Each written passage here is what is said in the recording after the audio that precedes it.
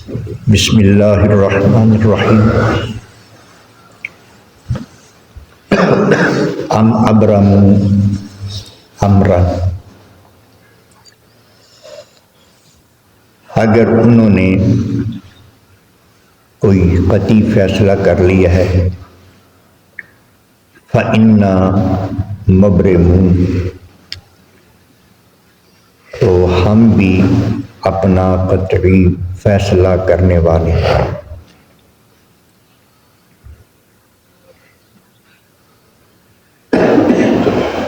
اس آیہ کریمہ میں حضور سرور کائنات صلی اللہ علیہ وآلہ وسلم کے خلاف جو کفار مکہ سازش کر رہے تھے اس کے حوالے سے بات ہوئی ہے۔ اللہ تبارک و تعالیٰ نے پچھلی آیہ کریمہ میں بھی واضح فرمایا کہ لَقَدْ جِئْنَاكُمْ بِالْحَقِّ، ہم لے آئے تمہارے پاس حق یعنی دین حق،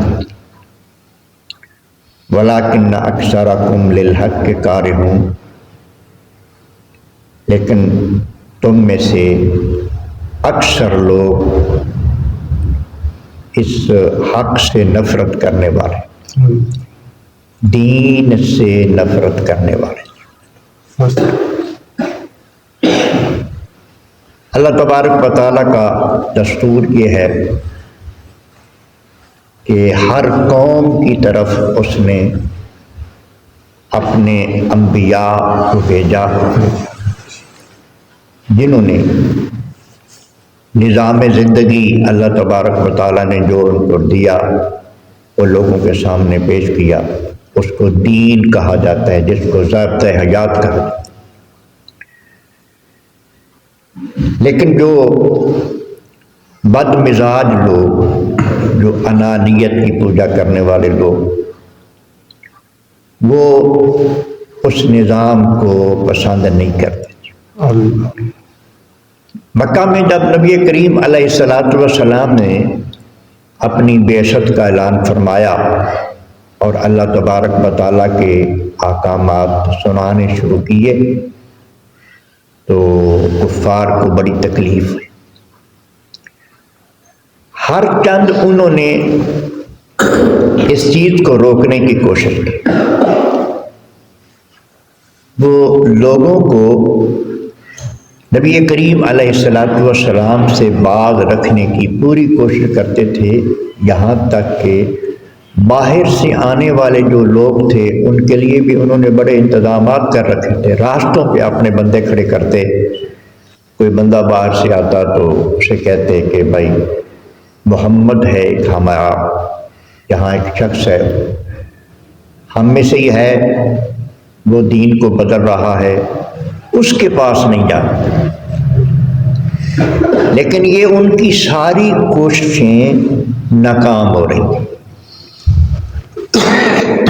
کبھی ان کے مشورے کے خلاف جس بندے سے وہ یہ کہتے کہ اس کے پاس نہیں جانا، کہ کوئی جادوگر کہتا، کوئی غلط کہتا، وہ بندہ اس کے ذہن میں یہ بات آ جاتی کہ میں ذرا مل کے تو دیکھوں۔ جب وہ ملنے آتا تو وہ آپ کا ہو جاتا، اسے سمجھ آ جاتی کہ یہ دشمن ہیں اور یہی انسانیت کے دشمن ہیں، لوگوں کا برا کرنے والے ہیں، اور یہ ہستی تو لوگوں کا بھلا کرنے کے لیے آئی، وہ مسلمان ہو جاتا۔ بالآخر انہوں نے ایک میٹنگ کی نبی کریم علیہ السلام کے خلاف۔ بات یہ ہے کہ دشمنی ان کو تھی نظام سے، دین سے دشمنی تھی۔ اب دین کو وہ روکنے کی کوشش کر رہے تھے کہ یہ نہ پھیلے، لیکن ایسا نہ ہو سکا، دین پھیلتا چلا گیا، لوگ قبول کرتے چلے گئے۔ اب انہوں نے یہ سوچا کہ جب تک یہ شخص یعنی ہمارے آقا حضور سرور کائنات موجود ہے ہماری کوئی کوشش بھی کامیاب نہیں ہو سکتی۔ اب ہمیں اس کا کام تمام کرنا ہے۔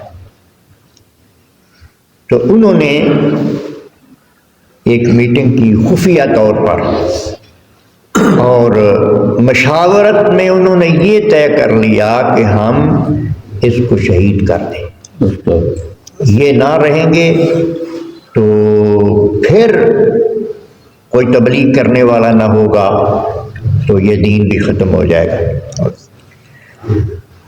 اللہ تبارک و تعالیٰ نے ایک جگہ پہ یہ بھی ارشاد فرمایا ہے وَمَكَرُوا وَمَكَرَ اللَّهُ، انہوں نے بھی سازش کی میرے حبیب کے خلاف، اور اللہ تبارک و تعالیٰ نے بھی خفیہ تدبیر کر لی۔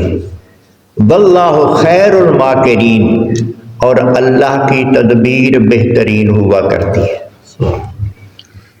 کامیاب اللہ کے فیصلے ہی ہوتے ہیں، اللہ کی تدبیریں ہی کامیاب ہوتی ہیں۔ انسان، پوری انسانیت مل کر بھی کسی معاملے کو طے کر لے، لیکن اللہ کے خلاف کوئی کامیابی نہیں ہو سکتی۔ تو یہاں بھی اللہ تبارک و تعالیٰ ارشاد فرماتے ہیں کہ انہوں نے ہمارے حبیب کو نقصان پہنچانے کا فیصلہ کر لیا، تو ہم نے اپنے حبیب کو بچانے کا فیصلہ کر لیا۔ انہوں نے بھی قطعی فیصلہ کر لیا، ہم نے بھی قطعی فیصلہ کر لیا۔ اور بات یہ ہے کہ تمام انبیاء علیہ الصلوۃ والسلام کی اللہ تبارک و تعالیٰ نے حفاظت فرمائی، اور اللہ تبارک و تعالیٰ اپنے بندوں کی حفاظت کرنے پر قادر ہے، وہ حفاظت فرماتا ہے۔ اور جنگوں میں مختلف امور میں جو شہادتیں ہوئی ہیں وہ اس لیے کہ اللہ تبارک و تعالیٰ نے ان کو شہادت کے منصب پر فیض کرنے کا فیصلہ فرماتا ہے۔ وہ ناکام ہو کے نہیں دنیا میں شہید ہوتے کہ کفر کامیاب ہو گیا یا ظلم کامیاب ہو گیا اور یہ اللہ کے بندے ناکام ہو گئے، ایسا کبھی بھی نہیں ہوا۔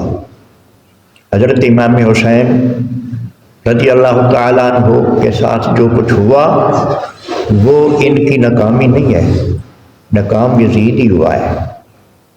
وہ فیصلہ تھا اللہ تبارک و تعالیٰ کا، تقدیر تھی۔ حدیثیں موجود ہیں کہ نبی کریم علیہ الصلوۃ والسلام کو جبریل نے تو مٹی تک لا کر دے دی تھی کہ یہ کربلا کی مٹی ہے جہاں آپ کا شہزادہ حسین شہید ہو۔ آپ نے دعا بھی نہیں کی کہ ایسا نہ ہو۔ تو یہ فیصلے ہوتے ہیں، اور یہ اللہ تبارک و تعالیٰ کے فیصلوں پر راضی ہوتے ہیں جو اللہ کے بندے ہوتے ہیں۔ تو جو بھی صراط مستقیم پر چل رہا ہے بندہ، انبیاء کے طریقے پہ چل رہا ہے، دنیا میں اگر اس کو مخالفت نظر آتی ہے تو اس کو اللہ پہ بھروسہ رکھنا چاہیے اور سیدھے راستے سے ہٹنا نہیں چاہیے۔ اللہ تبارک و تعالیٰ اس کو کامیابیاں عطا فرما دیتا ہے۔ اب اللہ رب العزت ارشاد فرما رہے ہیں کہ ام یحسبون انا لا نسمع سرہم، انہوں نے گمان کیا ہوا ہے، اللہ فرما رہا ہے کہ ہم ان کے رازوں کو نہیں سنتے۔ اللہ فرماتا ہے کہ وہ جو کچھ میٹنگیں کر رہے ہیں اور جو یہ خفیہ سازشیں کر رہے ہیں ہمارے حبیب کے خلاف، ان کا کیا خیال ہے کہ ہم بے علم ہیں، ہمیں کوئی پتہ نہیں۔ وہ تو علیم و بذات الصدور ہے، وہ تو سینے کے راز جانتا ہے۔ اللہ تبارک و تعالیٰ کے ہاں بڑا معقول بندوبست ہے مخلوق کے رازوں پر آگاہی کا۔ اللہ نے بہت اعلیٰ قسم کے انتظامات فرمائے ہوئے۔ وَنَجْوَاهُمْ، اور ان کی سرگوشیاں ہم نہیں سنتے، ان کے راز ہم نہیں سنتے۔ بلا، کیوں نہیں؟ وَرُسُلُنَا لَدَيْهِمْ، ہمارے فرشتے تو ان کے پاس ہوتے ہیں۔ یہ جو ہماری مخلوق انسانی ہے جہاں بھی ہوتے ہیں ہم نے تو ان پر فرشتے مقرر کر دیے ہیں وہ فرشتے ان کے ساتھ ہوتے ہیں، ان کا سارا کچھ ریکارڈ ہو رہا ہوتا ہے، لکھا جاتا ہے۔